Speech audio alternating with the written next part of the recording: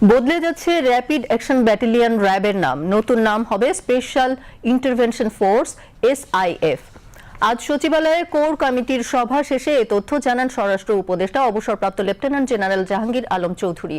উপদেষ্টা জানান র্যাবের পোশাকও পরিবর্তন করা হবে। সাংবাদিকদের প্রশ্নের জবাবে উপদেষ্টা বলেন, অবাধ, সুষ্ঠু, শান্তিপূর্ণ ও উৎসবমুখর পরিবেশে এবারের নির্বাচন অনুষ্ঠিত হবে।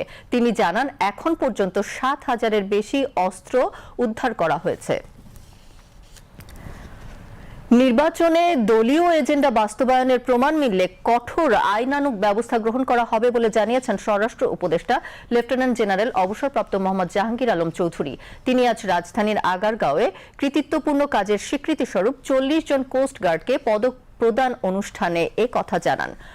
এ সময় স্বরাষ্ট্র মন্ত্রণালয়ের সিনিয়র সচিব নাসিমুল গনি ও কোস্টগার্ডের মহাপরিচালক রিয়ার অ্যাডমিরাল মোহাম্মদ জিয়াউল হক সহ কোস্টগার্ডের ঊর্ধ্বতন কর্মকর্তাগণ উপস্থিত ছিলেন।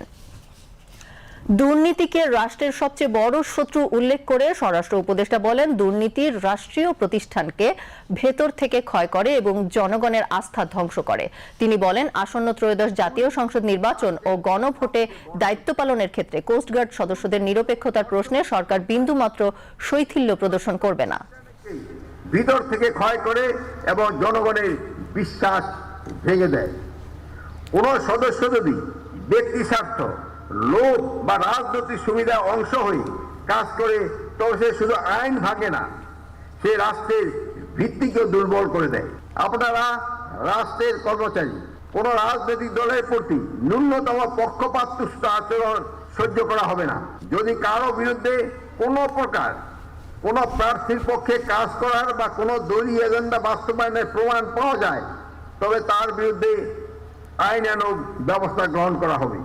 এ ব্যাপারে সরকার বিন্দুমাত্র শৈথিল্য প্রদর্শন করবেন না। এর আগে তিনি কৃতিত্বপূর্ণ কাজের স্বীকৃতিস্বরূপ ৪০ জন কোস্টগার্ড সদস্যকে পদক প্রদান করেন।